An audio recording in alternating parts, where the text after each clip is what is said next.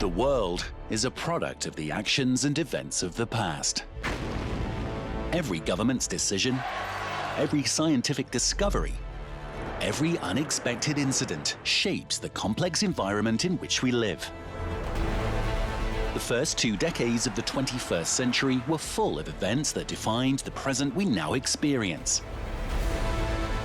Timeline of the Century is a journey through those events.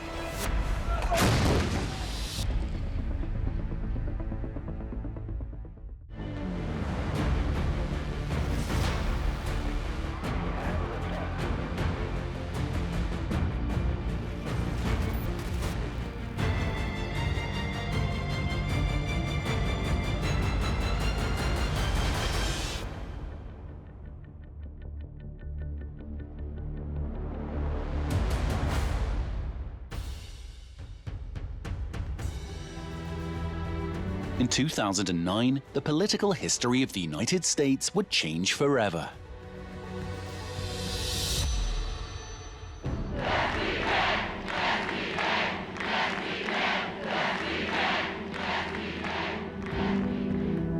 On January the 20th, 2009, Barack Obama was sworn in as the 44th President of the United States and the first African American to hold the post.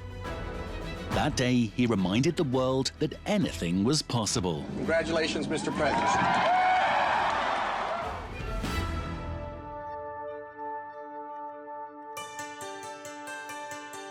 Born in Hawaii, and with a Juris Doctor degree from Harvard University, he had been the senator from the 13th District of Illinois since 1996. In 2004, he was elected to the U.S. Senate. Can I say hello? Yeah. You sure can. In 2007, he announced his candidacy for the presidency, offering energy independence, a national health care plan, and the promise of bringing the Iraq War to an end. His message of hope resonated amongst his followers. Yes, we can. It is time for a change. And that's why I'm running for President of the United States of America.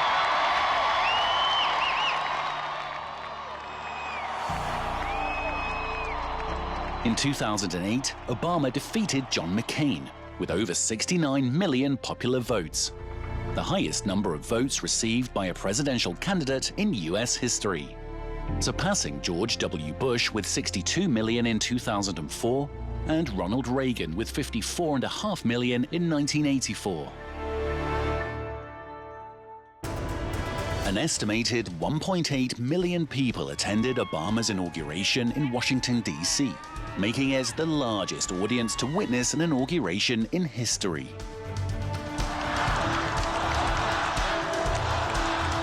That same year, he received the Nobel Peace Prize for his efforts in nuclear disarmament, supporting the peace process in the Middle East and tackling climate change.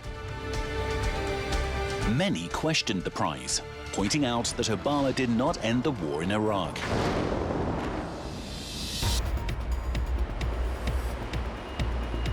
During his term in office, Obama pushed for policies to create jobs and protect people with health issues. He renegotiated arms control with Russia, ordered military intervention in Libya, and resumed diplomatic relations with Cuba. On May 1, 2011, he announced to the world that after years of tracking down Osama Bin Laden, the founder of the militant group Al-Qaeda, he had finally been located and killed. Despite these achievements, Obama still faced much criticism over several events and situations in his 8-year tenure at the White House. According to political analysts, several issues that arose affirmed Obama's failure as president. These included the decisions taken during an attack on the U.S. Embassy in Benghazi in 2012, his stance on the emergence and expansion of the Islamic State, the defeat suffered by the Democratic Party in the midterm congressional elections, and his failure to close the prison in Guantanamo.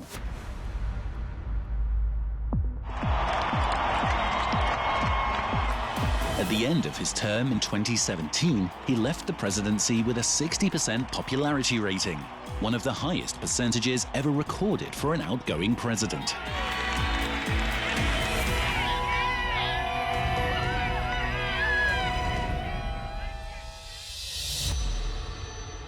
While the United States was celebrating democracy, in Mexico, concerns were raised about a disease that threatened to spread across much of the world.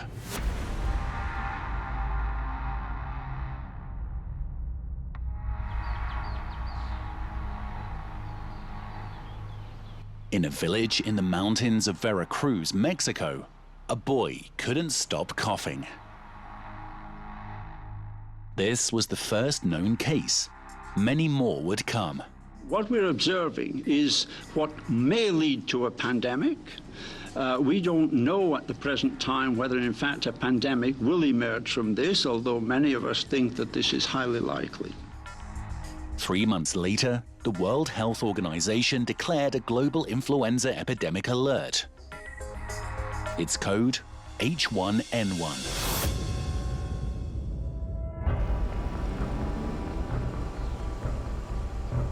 In Mexico, the number of cases increased as it was initially thought to be an ordinary flu. But alarm bells rang when it was discovered that this was in fact a new, highly contagious virus, spread through respiratory secretions. This virus is present in pigs, and following a mutation, it's believed it started infecting humans towards the end of 2008. By the time the Mexican government took action in an attempt to contain the spread, it was too late. I'm not scared, but I'm precautious. Getting a mask, you know. You have to do what you have to do. You have to go to work, you have to go to school. You can't stop your life, you know. By June 11, 2009, the H1N1 virus was in more than 70 countries, forcing the World Health Organization to declare it a pandemic. The first vaccines were developed in September 2009. In January 2010, the pandemic began to wane, and by May 2010, it had seriously declined.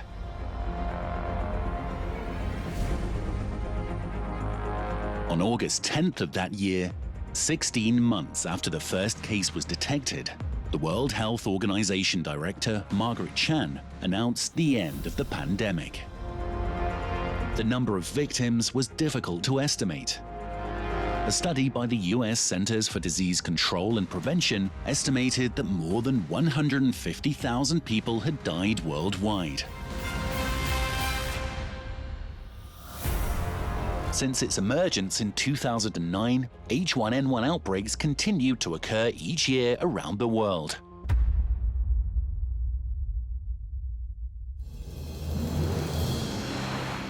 The following year, in 2010, in the waters of the Gulf of Mexico, an accident caused death and destruction.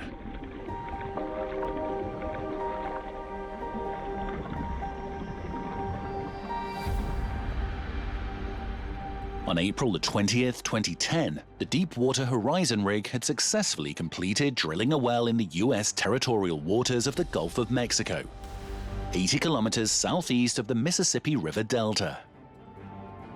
It was preparing to withdraw so that at some point the extracting process could begin. But around 10 p.m., the alarms went off. An uncontrollable gas leak from the well was detected.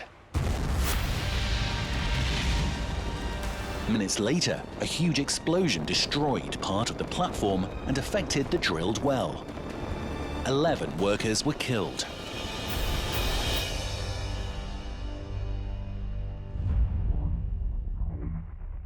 After 36 hours of burning, the platform sank. But the well was left at the seabed, continuing to pour out oil. We want to put the collection device over the major source of the leak so we can capture the oil on the surface and minimize the impact of the environment. 87 days later, after multiple attempts, the well was finally sealed. But the environmental damage had already been done. It was the worst oil spill in American history.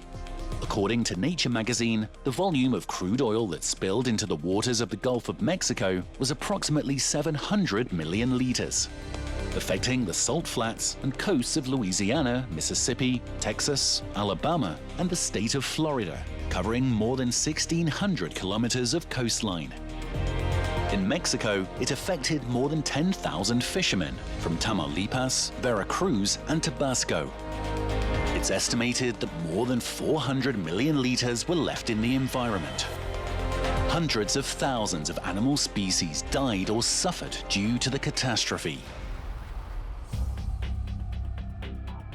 The company responsible for the operation, British Petroleum, was found guilty on 14 charges. This is what it looks like in the marshes. This is what it looks like for the fishermen down there. And I think you need to be charged with a crime. The company paid an estimated $65 billion in compensation. The Deepwater spill was not the last of its kind in the Gulf of Mexico. And today, hundreds of structures carry the risk of potential accidents.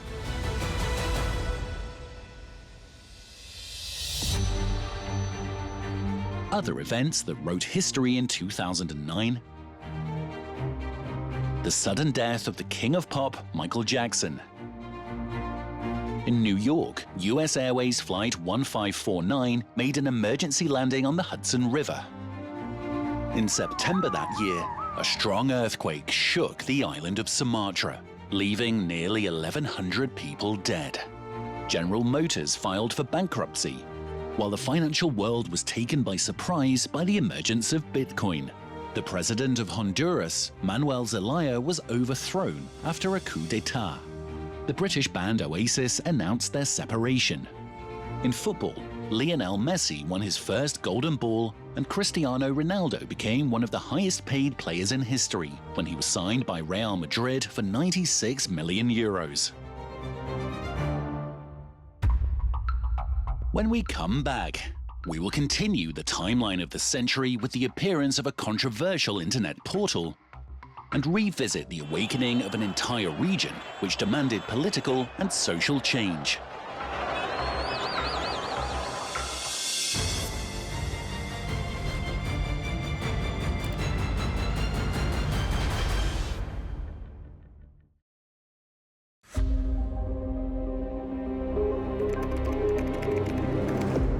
In 2006, governments and media conglomerates were left reeling over the revelations on a new website that was creating global scandals.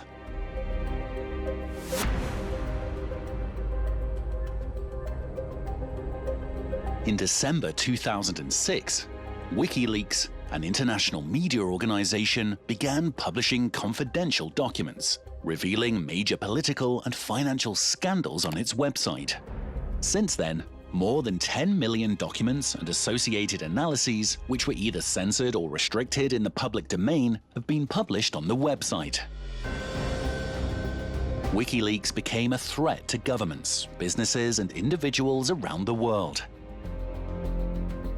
But for many citizens, it was a symbol of press freedom and investigative journalism. One of its founders, Julian Assange, had been instrumental in the evolution of the portal.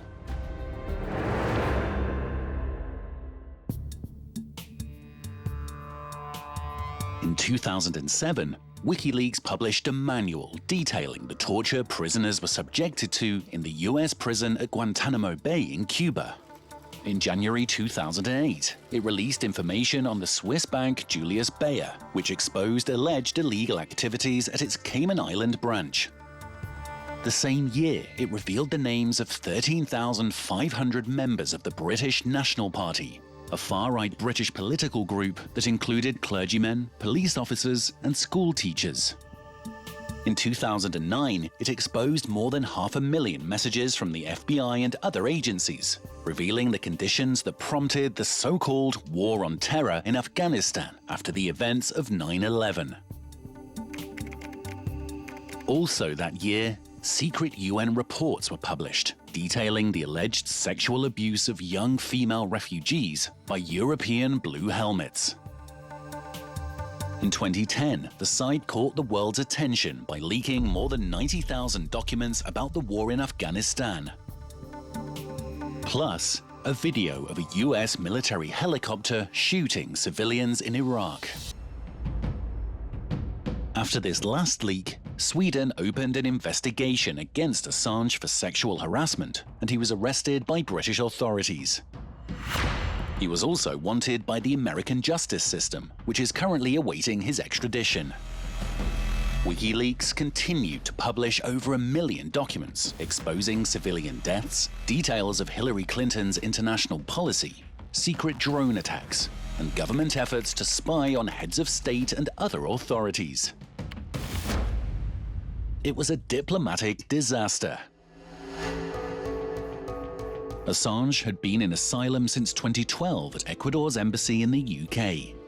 7 years without charge. Why my children grew up without me. That is not something that I can forgive. It is not something that I can forget.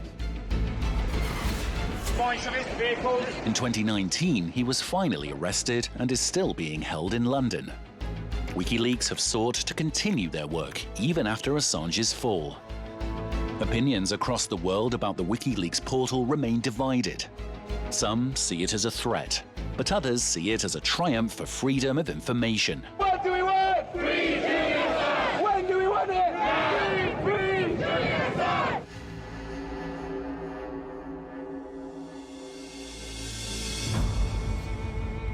The access to information and to social and political rights has also been what millions of people in the Arab world have fought for.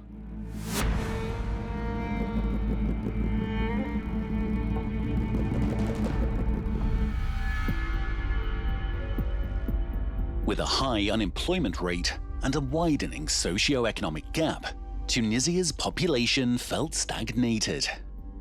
President Zine El Abidine Ben Ali and his family, who had run the nation since 1987, were being held to blame.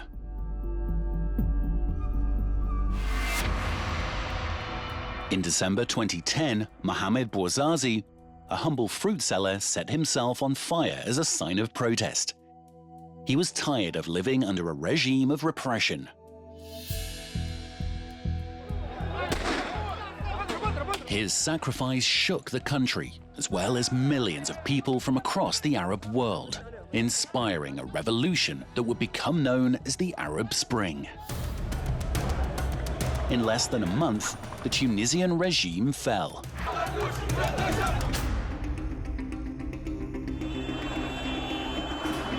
Inspired by Tunisia's example, the Egyptians also took to the streets.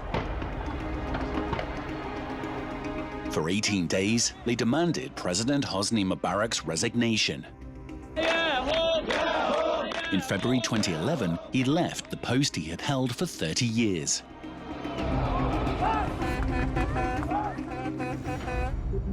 The strong men of the Arab world crumbled. The social phenomenon continued to spread with differing outcomes. In Yemen, Libya, and Syria, the protests had the opposite effect.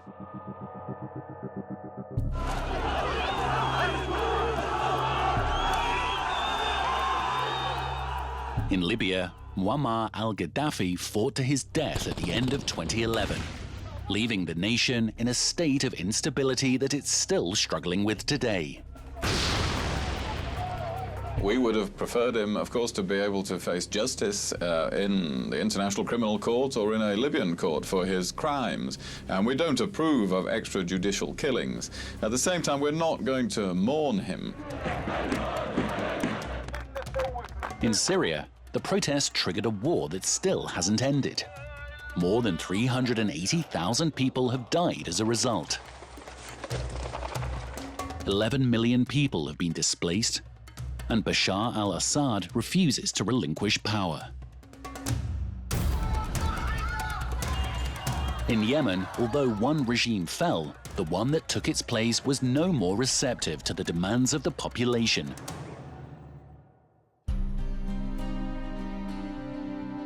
The Arab Spring changed the region forever, but its history is still being written.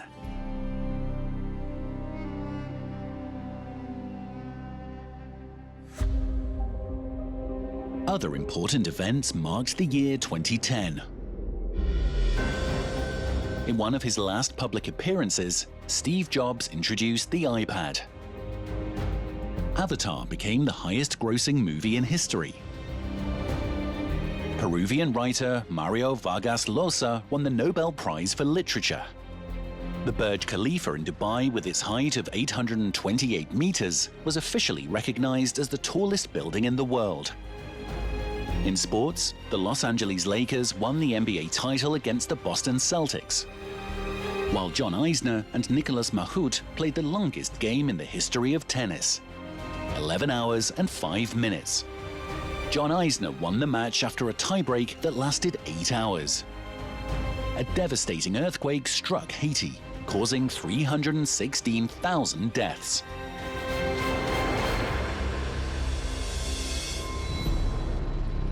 Coming up in Timeline of the Century, we will relive an event that captured the attention of the whole world: the rescue of 33 miners in Chile. Also, Japan is shaken by the worst earthquake in its history.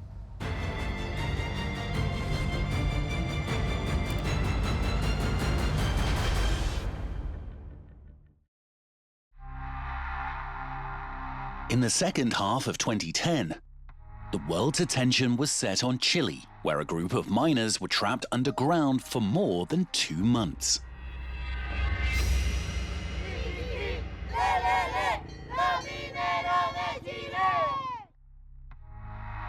Getting trapped in a cave would be terrifying for anyone. You need oxygen, water, and food to survive. The humidity can be unbearable. Your mental health deteriorates, and your sleeping patterns are seriously affected.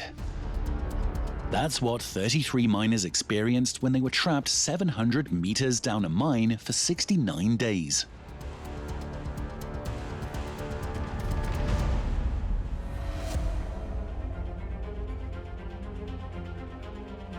On August 5th, 2010, the collapse occurred at the San Jose mine, 80 kilometers from Copiapó, Chile. Rescue workers looked for the safety ladder, but the company that owned the mine had not installed a section of it. A second cave-in blocked that route and hampered rescue efforts. Nosotros esta segunda etapa estamos enfrentando con harto optimismo, esperanza y con harta fe para que ellos lo saquen luego de donde están.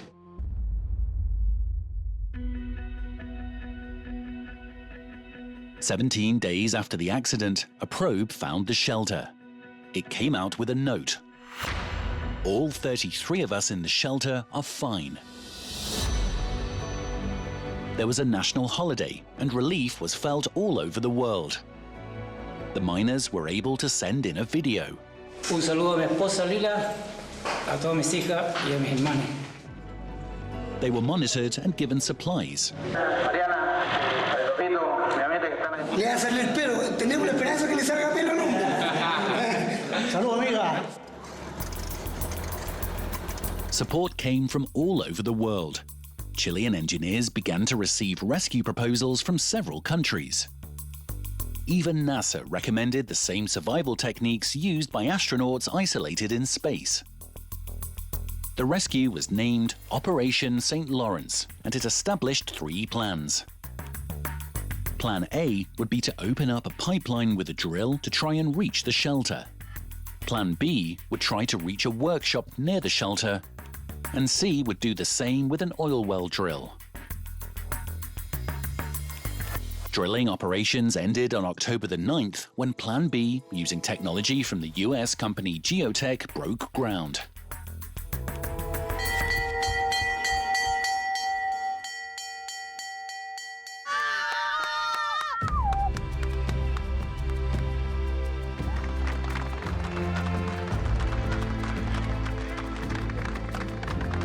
Llegó la hora de la verdad. Pero usted sabe, Manuel, todos los chilenos van con usted.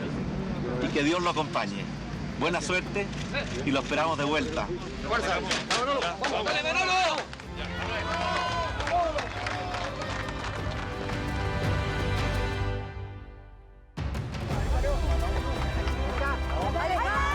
At midnight on October the 13th, the first survivor came out.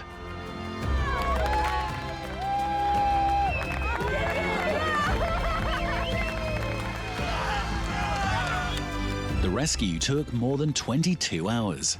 It was the largest rescue operation in Chile's mining history. The operation cost $22 million. Its television broadcast was followed by more than 1 billion viewers around the globe and was covered by 1,700 journalists internationally.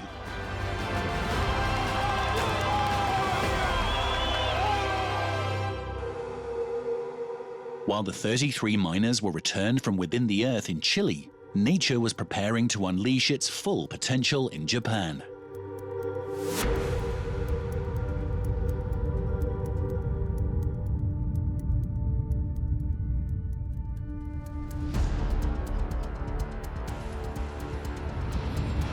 On March the 11th, 2011, a roaring sound was heard on the island of Honshu, Japan. It was the largest earthquake in the country's history.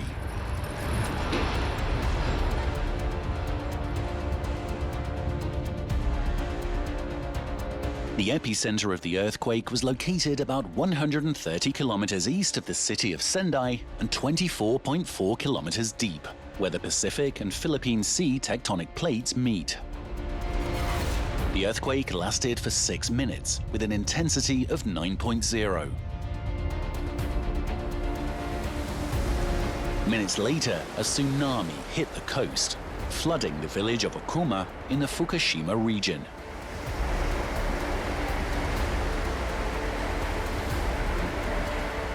The waves flooded the Fukushima power plant, triggering the biggest nuclear disaster since Chernobyl.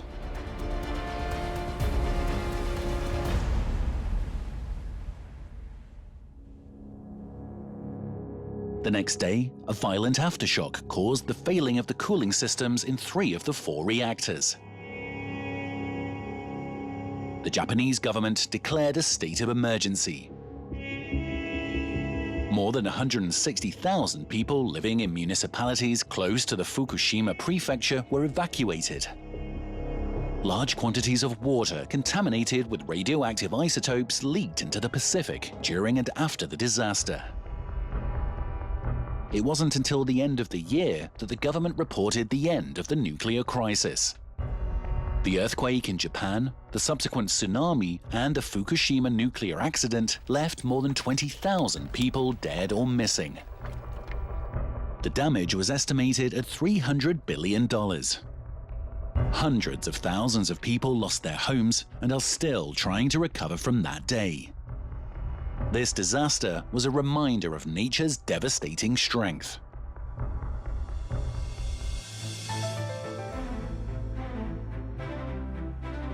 Other events wrote the history of 2011. Turkey and New Zealand suffered terrible earthquakes. Steve Jobs, the great visionary of the computer world, died in Palo Alto, California, after a long battle with cancer. In North Korea, leader Kim Jong-il died, leaving his son, Kim Jong-un, in power. The first season of the successful Game of Thrones series was released. The space shuttle Atlantis returned to Earth after its last flight. In the United Kingdom, Kate Middleton and Prince William celebrated their wedding, while in Iraq, US troops finally withdrew, ending 8 years of war.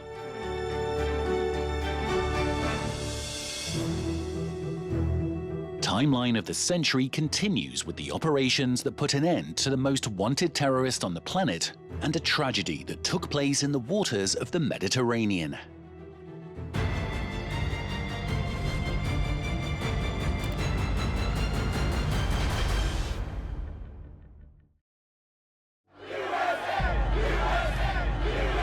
Years of investigation and covert operations were finally paying off.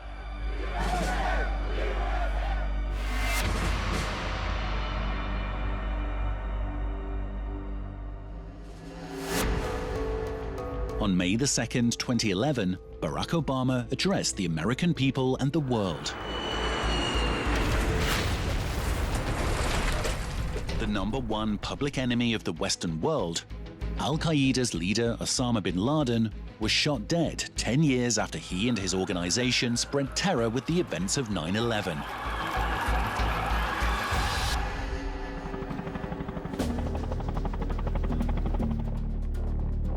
The American army had invaded Afghanistan in their quest to find him. Bin Laden escaped several times, hiding in the rugged mountains of Tora Bora. For a while, there was speculation about his death, until the Al Jazeera television network played a video of the terrorist leader. His whereabouts were a mystery. In early 2011, US intelligence began looking into the theory that Bin Laden was hiding in Pakistan. On May the 2nd, 23 Marines entered Pakistani territory to capture the terrorist, who was hiding in Abbottabad. The mission lasted 38 minutes.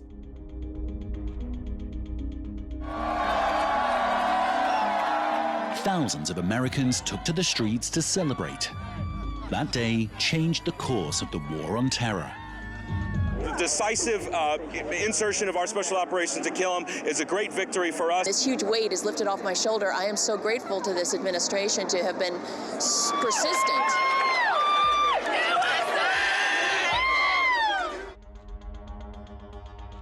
Bin Laden's body was thrown into the Arabian Sea. The 11th, 2001 had some kind of resolution that day. Years of sacrifice by thousands of soldiers and intelligence agents involved in numerous operations to find the most wanted terrorist in recent history came to an end.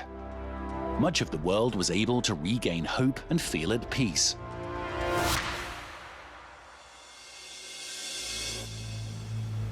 While the Arabian Sea was witnessing the end of one long nightmare, in the waters of the Mediterranean, another one was beginning.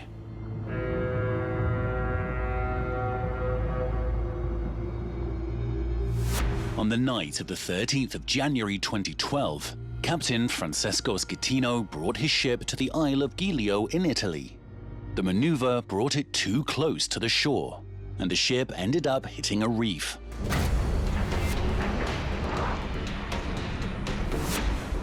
Water began to flood the ship. The Costa Concordia, one of the largest cruise ships in the world, with 4,229 passengers on board, lost power and tipped over violently. Soon after, it began to sink. It took Captain Schettino over an hour to raise the alarm. He then boarded a boat, leaving the passengers behind, despite the orders of the Port Authority. Mi dica il suo nome, per favore. Sono il comandante Schettino, comandante. Schettino? Sì, ascolti Schettino. Ci sono persone intrappolate a bordo. Lei ha dichiarato l'abbandono nave. Adesso comando io. Lei vada a bordo. Most of the passengers were rescued.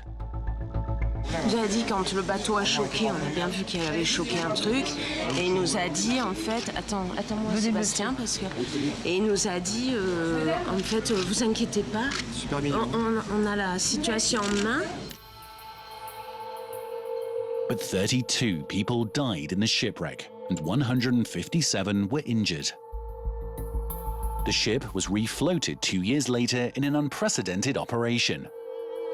The total cost of the disaster was estimated at $2 billion. Captain Francesco Schettino was prosecuted and sentenced to 16 years in prison.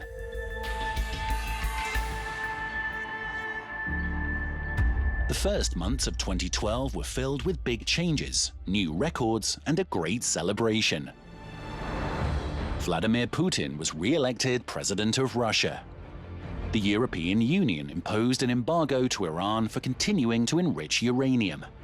After sanctions, Iran suspended oil export to Britain and France. The file-sharing website Mega Upload was shut down by the FBI. The New York Giants won their 4th Super Bowl.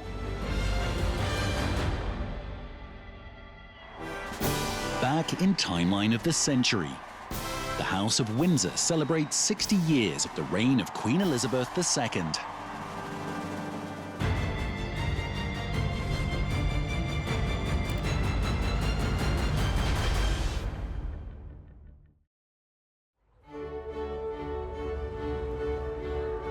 In 2012, the English monarchy proved that the world was still fascinated by royalty.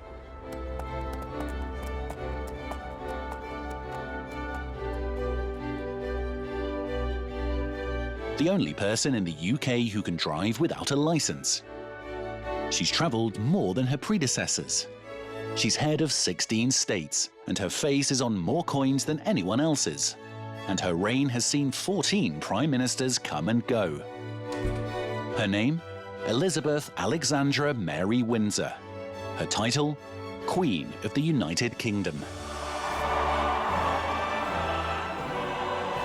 In February 2012, she celebrated the 60th anniversary of her accession to the throne with the Diamond Jubilee.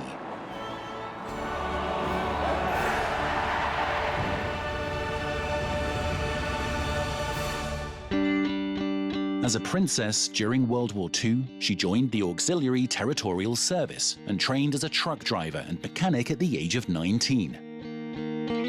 Her father, George VI, died on February 6, 1952, and the 25-year-old princess was proclaimed Elizabeth II and crowned 16 months later. Much has happened during her reign.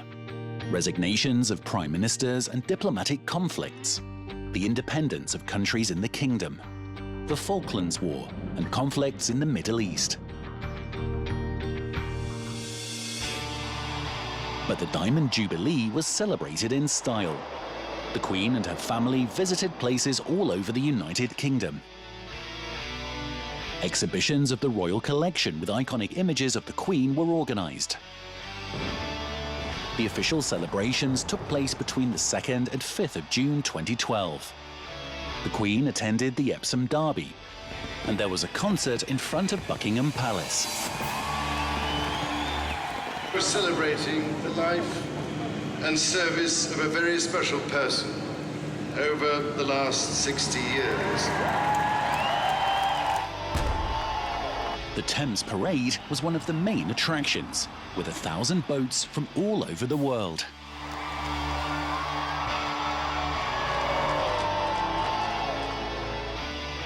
The 70-year-old Platinum Jubilee will be in 2022. The Queen will be 96, and an even bigger celebration is expected.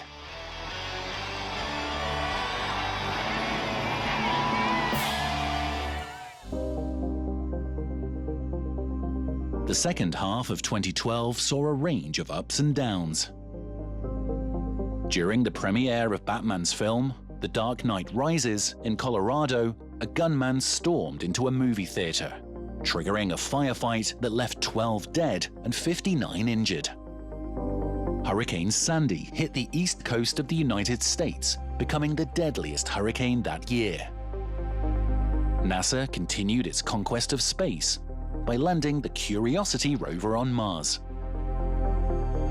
And 15-year-old Pakistani political activist Malala Yousafzai, an advocate for female education, was the victim of an attack by the Taliban. Timeline of the century continues with the crisis that led to Greece's economic collapse.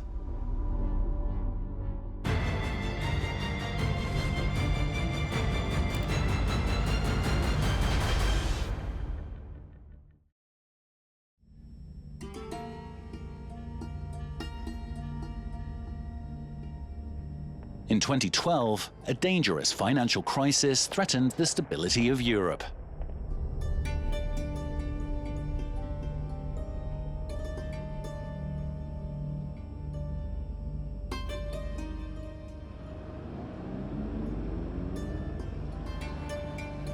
Greece, the birthplace of Western civilization, was economically, politically, and socially broken.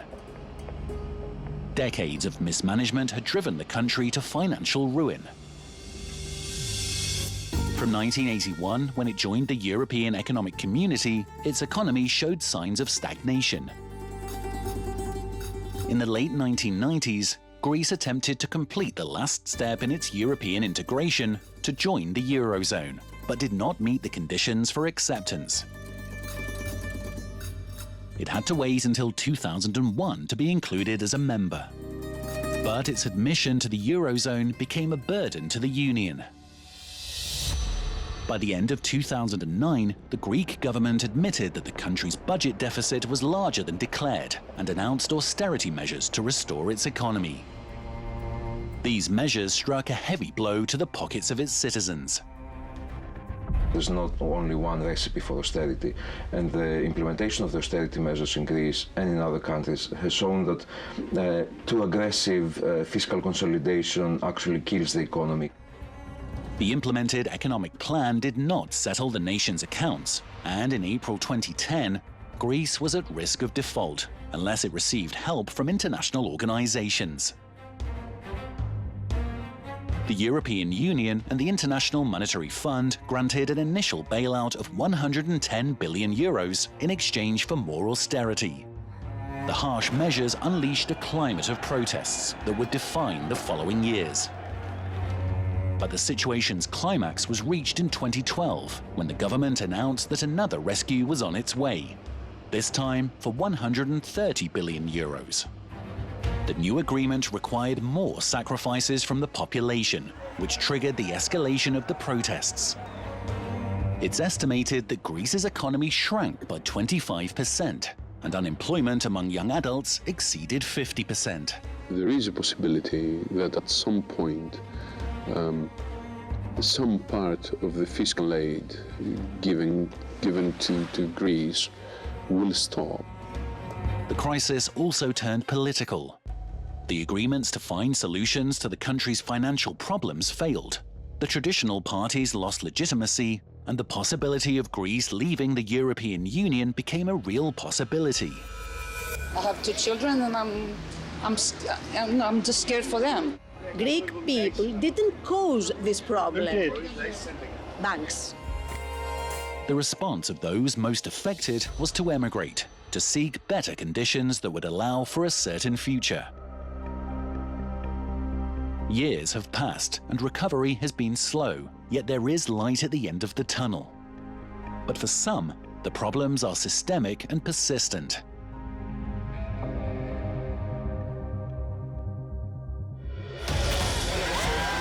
In just 4 short years, the world has changed in a momentous way, writing the stories of our recent history. Events, news, and characters were immortalized in history, now a part of the timeline of the century.